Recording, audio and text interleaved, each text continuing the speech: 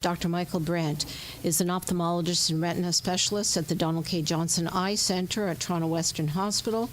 He holds the Milton Harris Professorship in Adult Macular Degeneration. Now, Dr. Brent is both a clinician who sees many, many patients as well as a researcher. He is going to talk about the causes of macular degeneration, its diagnosis, and its treatment. So without further ado, I'd like to welcome Dr. Michael Brent, a great friend of the Foundation, to the podium. Thank you. Thank you, Sharon. I'd like to thank Sharon and the Foundation Fighting Blindness for inviting me back this year, and also Medicis for sponsoring this session. I gave this talk last year. I know that I can see a few people in the audience who were here last year. I'm going to change it up a little bit. Last year, I was asked to give a talk about 35 minutes on macular degeneration and leave about 10 minutes for questions. And we found that we really needed more time for questions. And so I'm going to make it a shorter talk and tell you what I tell my patients in my office. And then, by all means, please feel free to ask questions at the end. So I am going to be giving you an introduction to age-related macular degeneration. And this is the leading cause of severe vision loss in people over the age of 50 in Canada, North America, and most of the developed world. Now, when we were talking this morning with Dr. Hyun's talk, she was talking about degenerative retinal diseases. And so there's a cutoff around age 50. So under age 50, we talk about those being inherited retinal diseases, and over 50, we're talking more age-related or a degenerative disease. So it's not quite the same, and not quite the same in terms of checking the whole genome. So let's break it down. What is AMD? Well, AMD stands for age-related macular degeneration. And so the A in AMD stands for age. We've just talked about that. And as people age, they are at a higher risk of developing macular degeneration. By the time people are 75 years old, there's about a 40% chance that they're going to have some form of age-related macular degeneration. Well, what does age-related macular degeneration affect? Well, it affects your retina. So the retina is the layer at the back of the eye, somewhat like the film in a camera.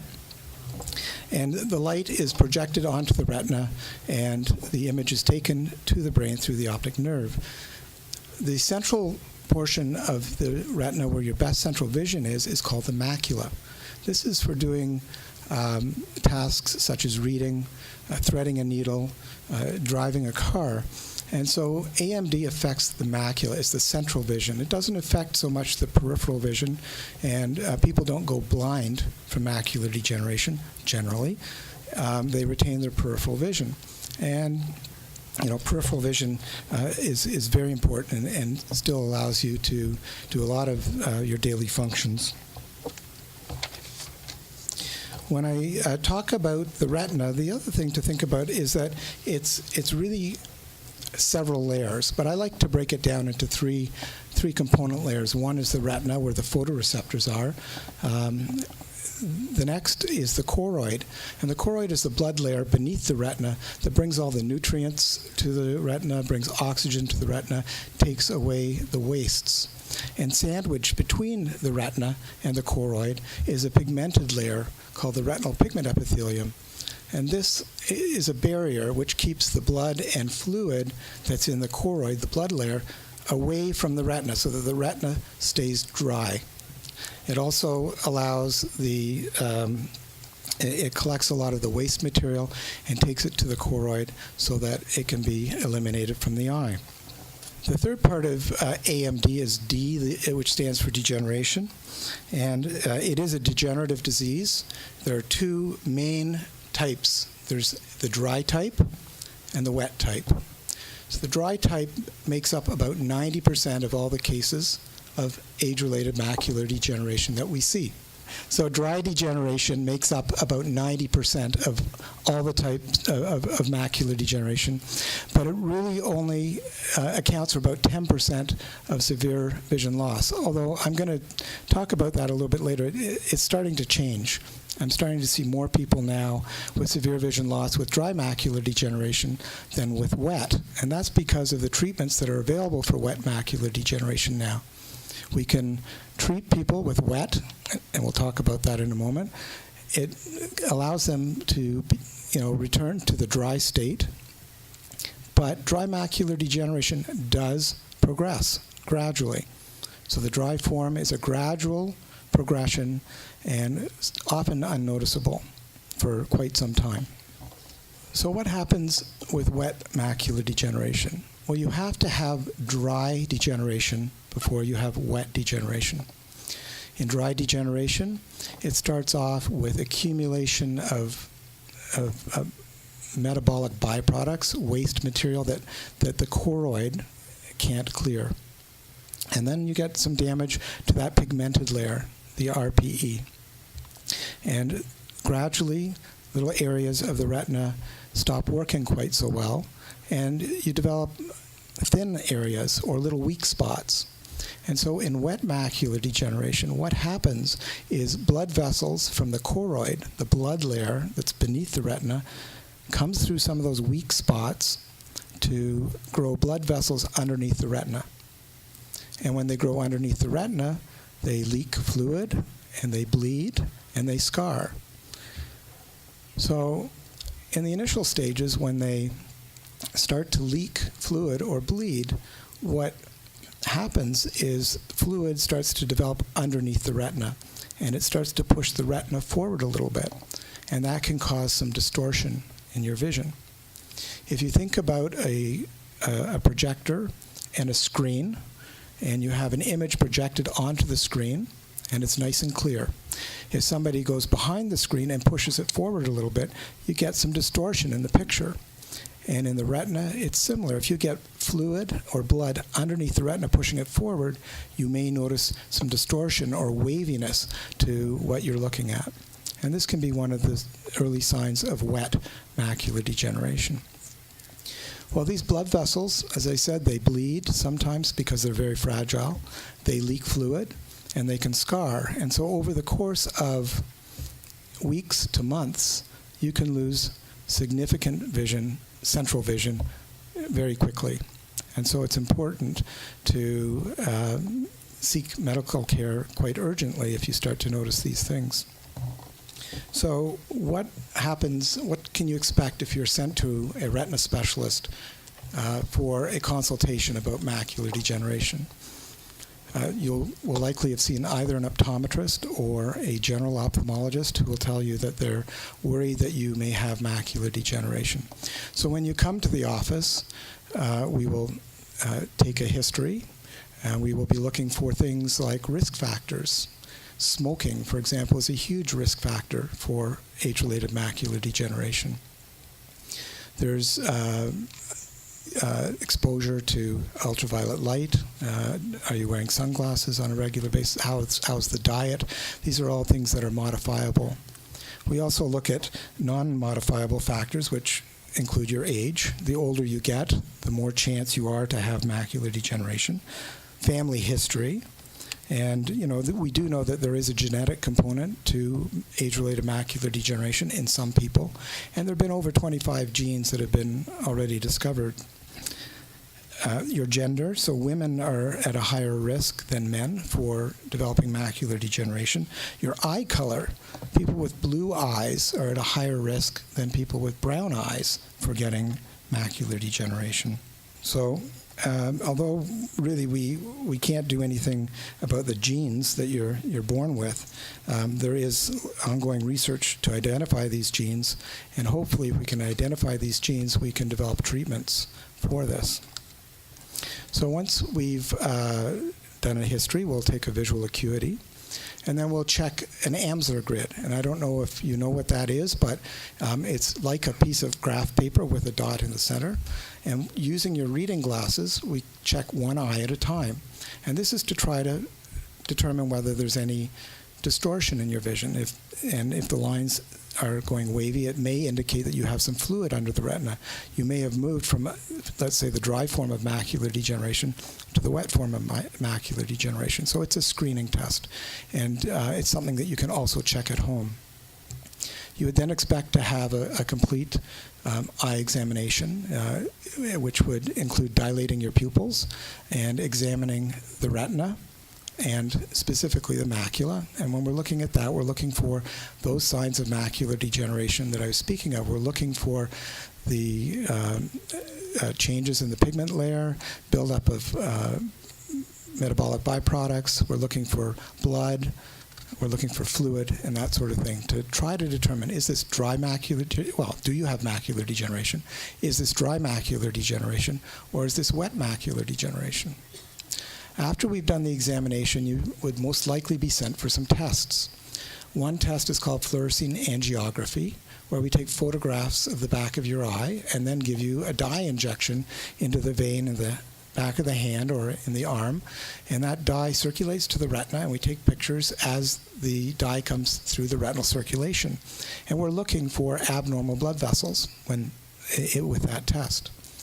There's another test called OCT, or optical coherence tomography, and that gives us a cross-sectional view of the retina. We get to see all the different layers of the retina and part of the choroid, and in that test we're looking for signs of fluid under the retina, fluid within the retina, even fluid underneath that pigmented layer. And we use those two tests to determine or stage what level of macular degeneration you have, whether it's dry, whether it's wet. When we talk about, once we've staged you, let's say you have dry macular degeneration, then we talk about strategies for treatment. Really the only treatment that has been proven is vitamins, a special combination of vitamins to help slow degeneration. This was proven in a large study called the AREDS study, called Age-Related Eye Disease Study. And it found that a combination of beta-carotene, vitamin C, which is vitamin A, vitamin C, vitamin E, copper, and zinc could slow degeneration, the dry type, by 25% over 5 years, which is quite significant. There is all kinds of research that is going on in dry macular degeneration, and Dr. Chater is going to be talking about that a little bit later today, and it's a really exciting research, and I think you should all try to attend his talk, because you'll learn lots about that. With my dry macular degeneration patients, I also suggest that they improve their diet with lots of vegetables and fish, wear sunglasses when they're outdoors, be checking an Amsler grid, which I talked about earlier. It's something that is easily done once a day, and notice for any changes, and of course call if there's a change in the grid, and we try to get you in within a week or two, because wet macular degeneration can progress quite rapidly. If you have wet macular degeneration, what do we do? Well, treatments have changed over the years, really over the last dozen years, and they're getting better and better. So initially we used to just use laser. That's when I was just starting out.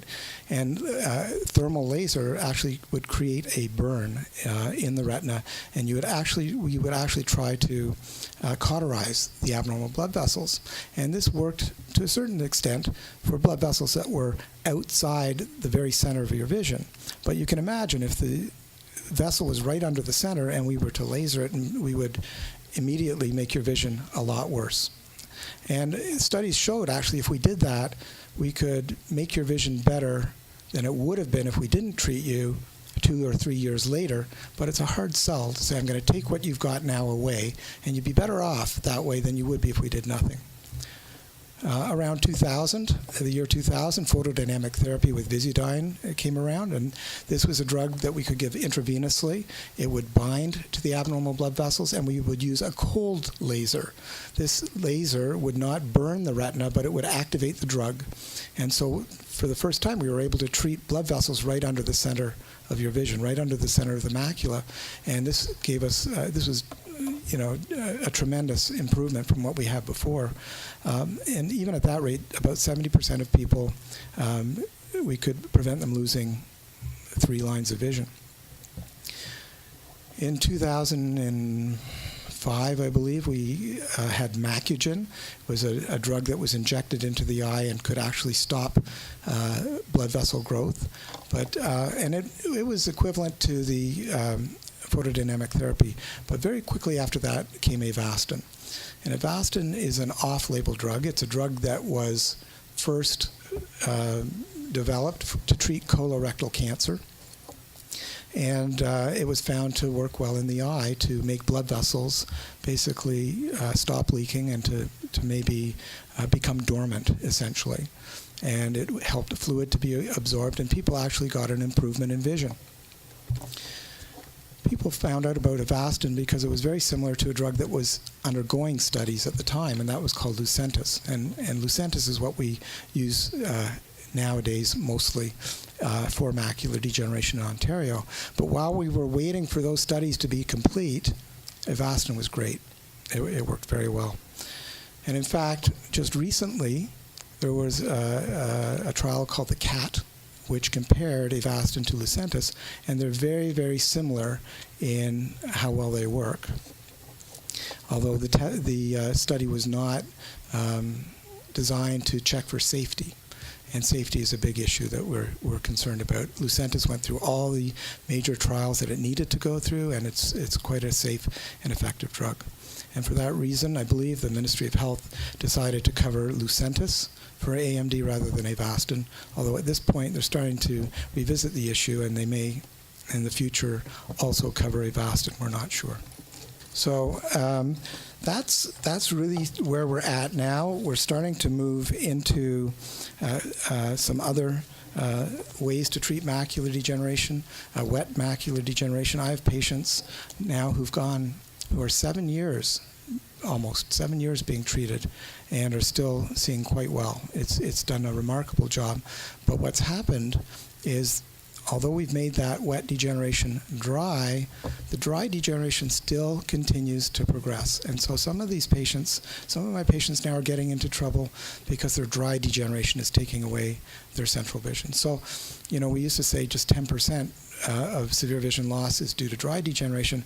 I would say that that's increasing because of our success with wet macular degeneration. So we are now starting to focus a lot of our attention on treating dry degeneration and preventing the wet macular degeneration developing. One other drug that I haven't talked about yet is Eylea, or VEGF trap. It's coming. We don't have it here yet in Canada for macular degeneration. It is available in the States. We're hoping to start some trials in the new year we're hoping to do it in Toronto, at Toronto Western. We're trying to get Toronto Western, Sunnybrook, and St. Mike's. We're trying to put together trials so that we can offer that to our patients.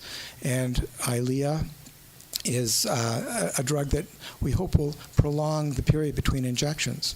Lucentis, we give pretty much once a month, and Eylea is supposed to be once every 2 months.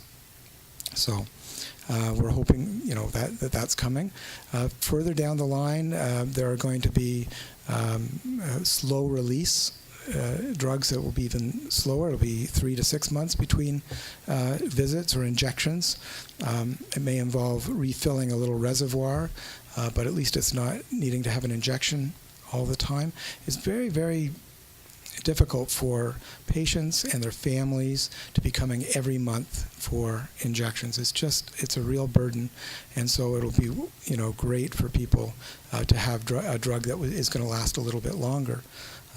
It's also very difficult for seniors in my practice to plan. They like to go south in the winter. They want to plan a trip to Europe or a trip over to China, and it's very, very difficult for them to work this into their schedule.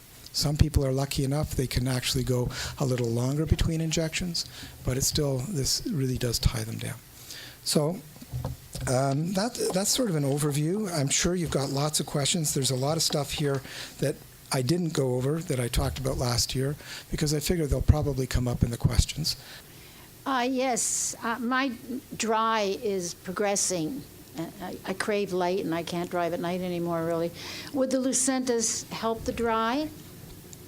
So the question is, will Lucentis help dry macular degeneration and help prevent it from progressing? And the answer is, unfortunately, no, it won't. Lucentis is for wet macular degeneration. But there's lots of research coming down the pipe for the management of dry macular degeneration. I got dry macular degeneration, and I find this vitamin called blueberry. Blueberry? Blueberry. Do you hear from this? Yeah, so there's bilberry and blueberry. They all are fairly high in beta-carotene or vitamin A. None of that has been proven to be to help, but I don't think it's going to hurt as long as you don't overdose on it and take too much of it. A lot of people are taking that supplement, but we don't really know whether it works or not. Sure. I mean, blueberries, again, we can talk about, we didn't talk about omega-3s. I'm pretty sure somebody would bring up that question, but a lot of the preparations now are offering omega-3 as a supplement because we think that perhaps omega-3 is helpful as well. And the ARED study, age-related eye disease study, part 2, is looking at omega-3s. But I tell my patients, if you can get it naturally, that's better. So eating fish itself is better than taking an omega-3 supplement. Having fresh, vegetables and fruits is probably a better way to get those vitamins. Vitamins in seniors, though, I think one of the reasons that vitamin supplements were considered is that some seniors don't absorb from their stomachs and intestine the vitamins quite as well as, say, people who are younger.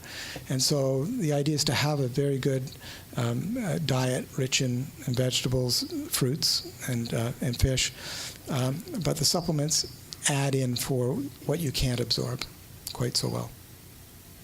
Hi, Doctor. Thanks for coming out. I just got a couple of quick questions. You mentioned about the cutoff being 50, like in terms of whether I know it's just a kind of an sort of arbitrary, but I mean, and that before 50 there might have been a genetic component in it. Like I noticed I have macular degeneration, turns out to be dry, and I had waviness in my eye, and I finally got it checked. I was diagnosed about like a week after my 50th birthday. So I'm just wondering, like, is it worth it? Like, is there a genetic test that I should be considering? Because when I asked the doctor, the retinal specialist that I saw here in Toronto, it was Dr. Berger, about it, he suggested that there probably was a genetic component, that it was for me to have it at my age. Yes, and 50 is an arbitrary cutoff, absolutely. But there is a genetic test that you can have done, and it looks at the moment, about 3 or 4 of the major genes that have been identified, but there are many more, and you could have probably a more extensive genetic testing done through genetic counseling services, for example, at Mount Sinai Hospital. There's limited usefulness to that if you've got the condition already, although it is useful to know for other family members. Okay. At the moment, we don't have a treatment for the dry macular degeneration, so we tell people to live as healthy a life as possible, stop smoking, have a good, healthy diet, protect your eyes with sunglasses, be monitoring and that with a grid and that sort of thing. So doing the genetic testing has limited helpfulness at the moment, but certainly if you want to find out, that's something you could do.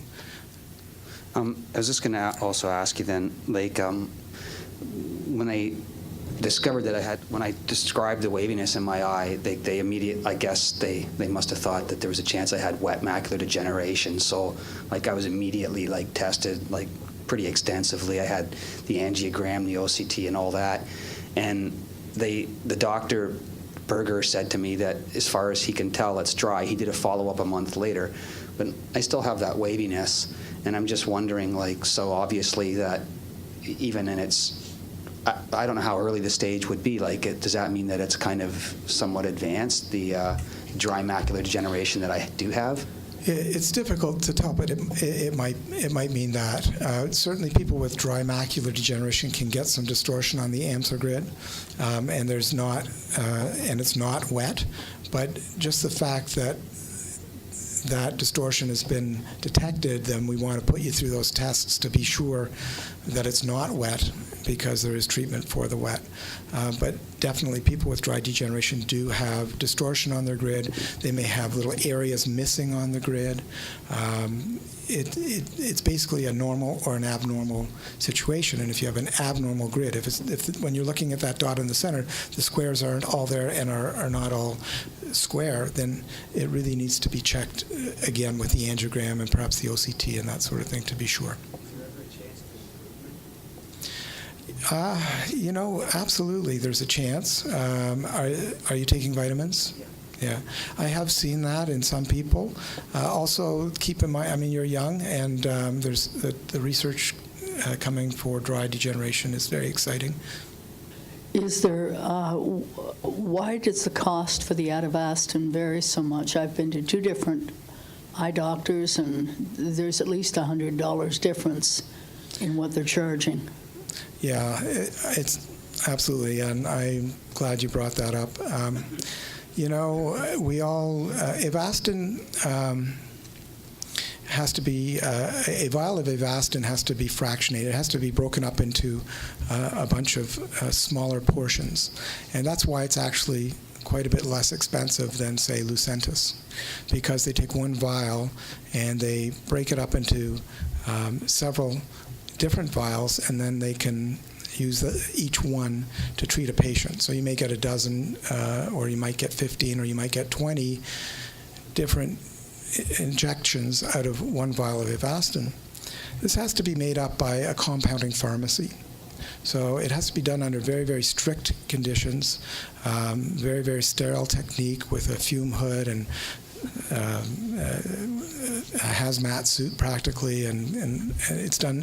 It really takes quite a lot to do it properly. And so depending on where it's done and who does it for you, it may cost quite a bit more. Some of our hospitals do it in pharmacy in the hospital, and it's a bit cheaper. Some of the offices that are not at a hospital have to get it done by a compounding pharmacy, and the cost varies. So it is. That's probably why you're going to find that difference. I had 3 Lucentis injections in my right eye, but it didn't make any difference to my vision.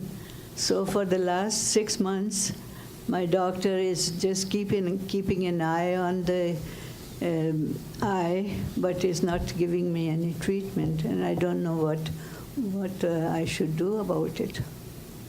So the question is, if you've started Lucentis treatments for wet macular degeneration, why is the doctor stopping it, and what's to be done about it?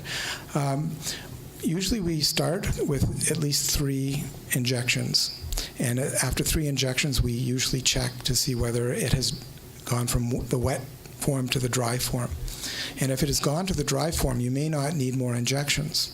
Now, you said that your vision hasn't improved, but has it gotten worse?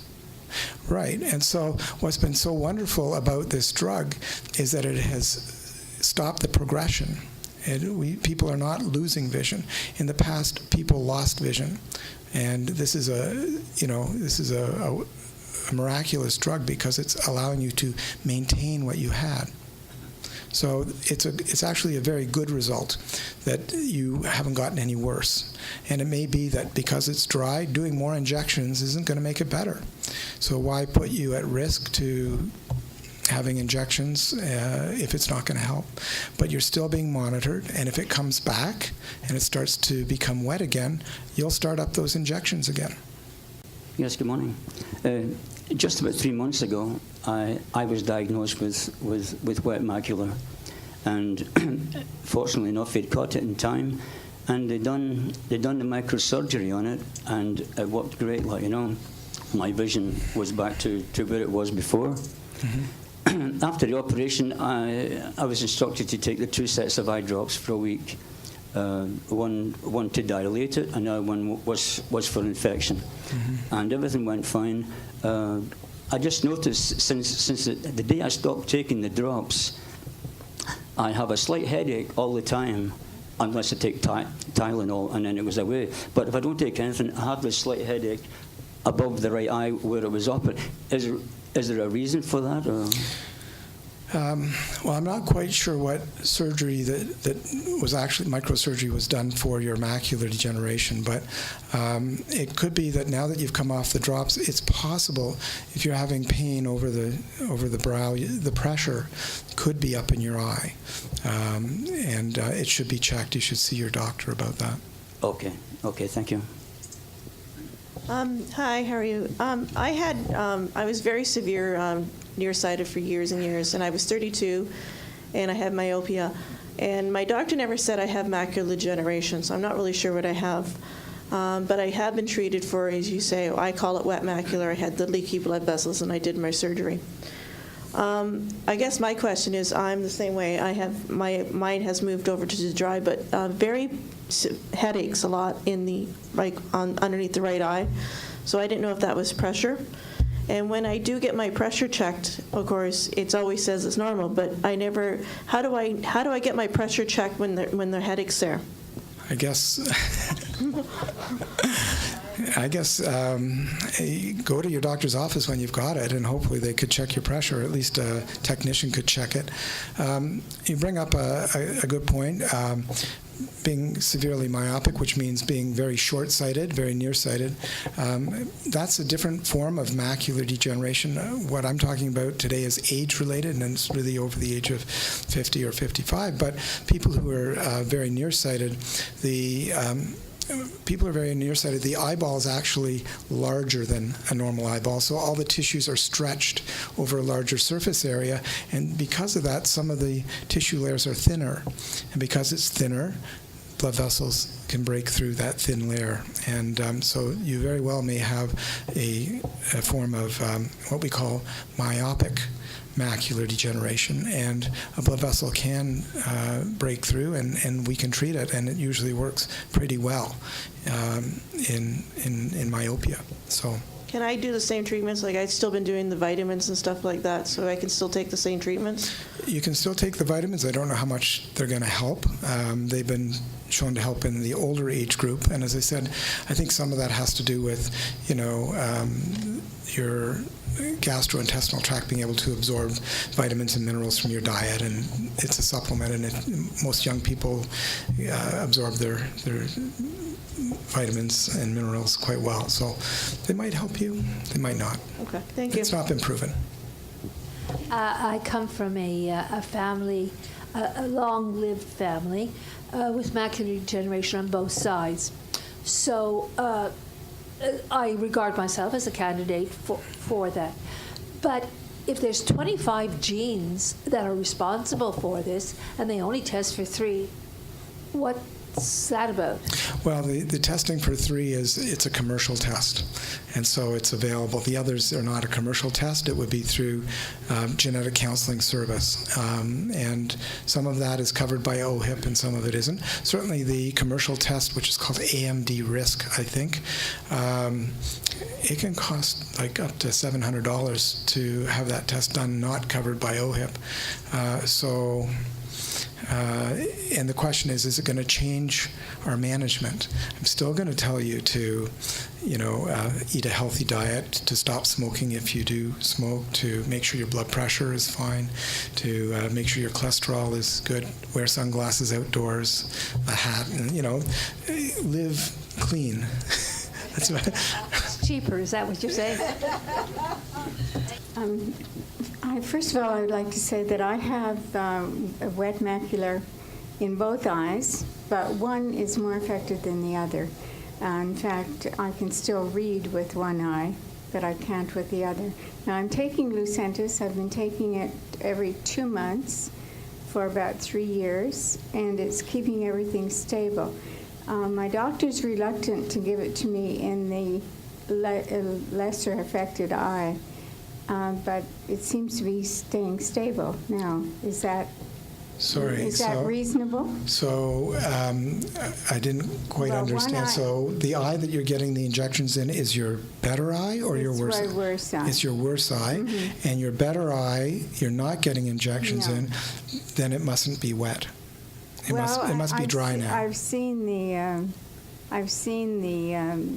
pictures. Yes. From the scan, and there is a tiny bit of fluid, but it is staying stable. So okay. So one of the things that you have to consider is that every time you get an injection, there's a risk.